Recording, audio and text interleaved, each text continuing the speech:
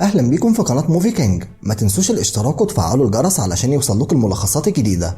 فيلمنا بيبدأ بفرانك وهو بيتحرك علشان كان وراه مهمة معينة، وبنعرف ان فرانك كان ضابط في الجيش بس دلوقتي بيشتغل موصلاتي، بيوصل اي شحنة واي حاجة لاي مكان، وكان عنده شوية قواعد كده ماشي بيها.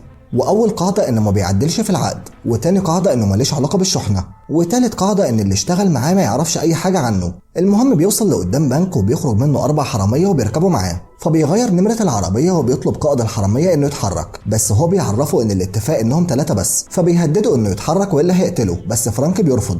فبيضطر القائد انه يقتل واحد منهم ويرموه بره العربيه، فبيتحرك فرانك والشرطه بتطاردهم، لكن فرانك بيقدر يهرب منهم بسرعه. ولما الطريق بيتقفل عليهم بينزل على عربيه نقل شايله عربيات، فبيوقع العربيات في طريق الشرطه وبيعطلهم وبيعرف يهرب. ولما بيوصلهم المكان اللي قالوا له عليه بيديله القائد فلوس وعليها زياده علشان يوصلهم مكان تاني، لكن بيرفض وبيرجع له الزياده. فبينزلوا من العربيه وبيركبوا تاكسي، وبعدها بيرجع فرانك لبيته وبيظبط العربيه وبينظفها وبيرجع النمر بتاعته بينام. وتاني يوم بيعرف ان العصابه اتقبض عليها لان سواق التاكسي ما كانش سريع كفايه وعمل بيهم حادثه، فالبوليس قبض عليهم. وبعدها بيجيله جار المفتش تاركوني وبيعرفوا ان في واحد ساعد العصابه في الهرب معاه نفس نوع عربيته، ومن حسن حظهم انهم صوروا نمره العربيه، وبيطلب منه يشوف العربيه ويتاكد بنفسه. فبيوافق فرانك وبيوريه العربيه، ولما بيلاقي ان كل حاجه تمام بيعتذر له وبيمشي. وبعد لحظات بيجيله مكالمة من واحد بيطلب منه انهم يتقابلوا علشان عنده شحنة عاوزين يوصلها، ولما بيروح بيقول لهم على شروطه كلها وبيوافقوا. وتاني يوم بيوصل فرانك لمكان التسليم وبيحطوا له شنطة كبيرة في العربية وبيقفلوا عليها، وهو طبعا ما بيشوفش الشنطة فيها ايه لانه ما بيهتمش. وفي الطريق بتتخرم فردة كاوتش فبينزل علشان يغيره، ولما بيفتح شنطة العربية بيلاقي ان في حد بيتحرك جوه الشنطة اللي ادوها له فما بيهتمش، وبيحرك الشنطة وبياخد من تحتها الاستبن وبيغير الكاوتش وبيتحرك. وبعد شوية بيدخل استراحة يرتاح شوية وبيشرب حاجة، وبيصعب عليه الشخص اللي في الشنطة فبيشتري له عصير وبيروح علشان يديهوله. ولما بيفتحها بيلاقيها بنت اسمها لي، فبيخرم خرم في اللزقة اللي على بقها وبيخليها تشرب العصير، وبعدها بيحطها تاني في الشنطة وبيقفل عليها وبيتحرك تاني. وبعد شوية بيلاقيها بتخبط في العربية، فبينزل يشوفها عاوزة ايه، فبتطلب منه يشيل اللزقة، فبيقول لها لو طلعت صوت هيخلص عليها، فبتوافق. وبتطلب منه تروح الحمام، فبيقول لها ان مفيش حمام قريب بس ممكن تعمل حمام في الغابة، وبيربط رقبتها بحبل علشان ما تهربش منه. ولما بتتأخر بيسحب الحبل وبيلاقيها ربطها في شجرة، فبيفضل يدور عليها كتير جدا لغاية ما بيلاقيها أخيرا، وبيربطها وبيحط اللزق على بقها قبل ما تصرخ. ولما بيرجع بيها للعربية بيلاقي 2 ضباط بيشوفوا العربية اللي موجودة لوحدها في نص الطريق، لكن أول ما بيشوفوه هو شايل البنت مربوطة بيهجموا عليه، بس هو بيقدر إنه يضربهم ويخلص عليهم. وبعدها بيوصل لمكان التسليم، فبيقول له الزعيم إيه اللي أخرك، فبيرد عليه ان قابلته مشكله بسيطه، فبيساله لو كان الموضوع خطير، فبيقول له لا، وهنا بيظهر انه حط الضباط في العربيه. المهم بيديله الشنطه، فبيساله الزعيم انت شفت اللي في الشنطه ولا لا، فبيرد عليه لا انا ما بشوفش الشحنه فيها ايه، بس هو ما بيصدقوش وبيشك فيه، وبيطلب من فرانك انه يوصل له شحنه تانية، فبيوافق وبيحط له الشنطه في العربيه وبيتحرك علشان يوصلها. وفي الطريق بينزل في مطعم علشان يتغدى قبل ما يوصل الشحنه، وبعد ما بيخلص بيقوم علشان يركب عربيته، بس قبل ما بيوصل العربيه بتنفجر، فبيعرف ان الشحنه كانت عباره عن قنبله علشان يخلصوا منه. فبيرجع لبيت الراجل اللي حاول يقتله ودغدغه على كل اللي فيه، وفضل يقتل في رجالته واحد ورا التاني. وفي نفس الوقت بتستغل ليه ان اللي خاطفينها مشغولين مع فرانك، وبتهرب من الاوضه وهي على الكرسي المتحرك ده. وبعدها بيدخل فرانك الجراج وبياخد عربيه تانية وبيمشي. وبعد شويه بيكتشف ان ليه مستخبيه في العربيه، فبينزلها في نص الطريق وهو متعصب وبيمشي، بس بعد كده بتصعب عليه وبيرجع لها وبيحطها في العربيه وبيكمل في طريقه.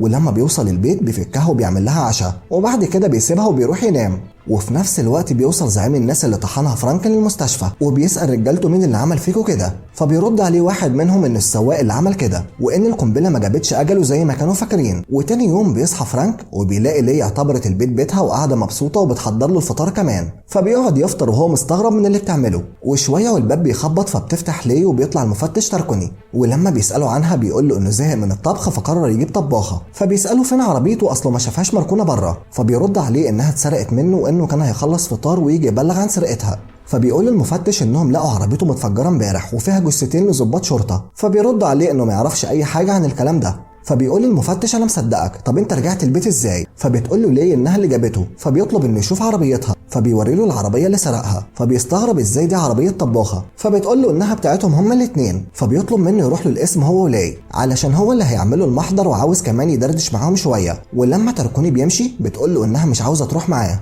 بس هو بيرد عليها انها السبب ان حياته تتشقلب. ولحظاته بيحس فرانك ان في حاجه غريبه، وفجاه بتنضرب قذيفه على بيته بتدمره، وبيبدا رجاله الزعيم يضربوا نار من كل مكان على بيته، فبيستخبوا بصعوبه وبعدها بيضربوا قذيفه تانية على البيت. فبينزل فرانك ولي للبدروم بسرعه، ولما بيضربوا القذيفه الثالثه بينطوا فرانك ولي في الميه وبيلبسوا بدل الغوص وبيقدروا يهربوا اخيرا من المكان. وبيوصل لبيته التاني اخيرا وبيقعد يلوم نفسه انه كسر قاعده من القواعد وفتح الشحنه. وبعدها بيروحوا للقسم علشان تحقيق تركوني، وبيقول له ان شاف اللي حصل في بيته وازاي هو لسه عايش. فبيرد عليه انه خرج مع ليل للشط، ولما رجعوا لقوا البيت متدمر كده. فبيقول له ان كان في علامات رصاص في كل مكان، فبيرد عليه انه فعلا ما يعرفش اي حاجه. وبعدها بيجي استدعاء لتركوني من الرئيس بتاعه، فبيسيبهم وبيخرج. وساعتها لي بتقوم تقعد على الكمبيوتر وبتبحث عن الشخص اللي بيطاردهم، وبتعرف ان اسمه ستريت وانه شخص خطير جدا.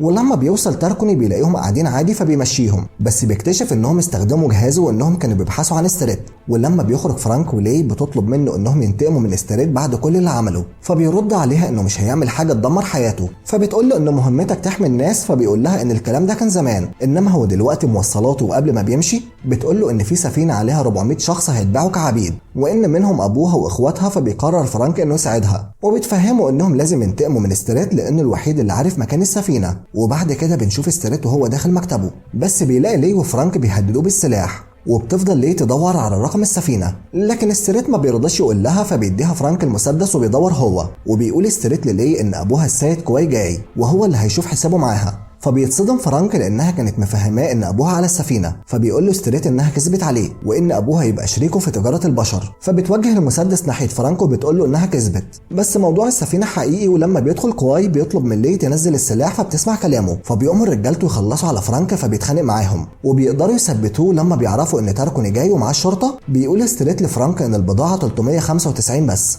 وبيضربوا على دماغه فبيغمى عليه. ولما بيوصل تركوني بيطلبوا منه يقبض على فرانك لانه كان خاطف لي وانه كان جاي يبتزهم علشان ياخد فلوس، بس هما بيقدروا يضربوه فبتاخدوا الشرطه.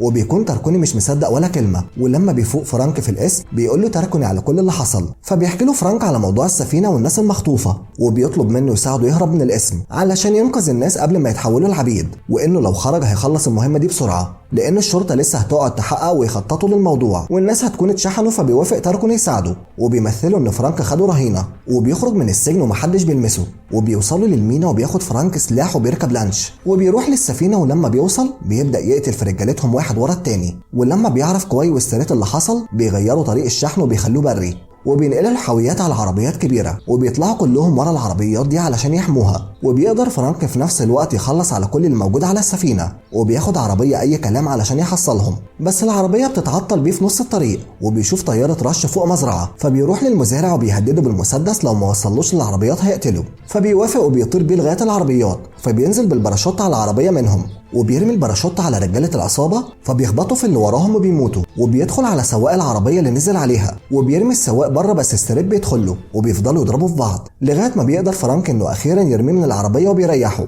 ولما بيقف بالعربيه بيلاقي كواي وبيهدده بالسلاح، فبينزل وبيسمع كلامه وبيروح معاه للغابه لغايه ما بيوصلوا الحافه. وقبل ما يقتله بتيجي طلقه في كواي بتخلص عليه، وبتكون لي هي اللي ضربته وبتفضل تعيط، فبيواسيها فرانك. وبعدها بيوصل تركوني والشرطه وبيحرروا المخطوفين وبيعفوا عن فرانك ولي من كل حاجه عملوها لانهم كانوا السبب في انقاذ كل الناس دي. ودي كانت نهايه فيلمنا النهارده، وان شاء الله نتقابل مع ملخص جديد. وما تنسوش تعملوا لايك للفيديو وكومنت وتشتركوا في القناه وتفعلوا زر الجرس علشان يوصل لكم كل الملخصات الجديده.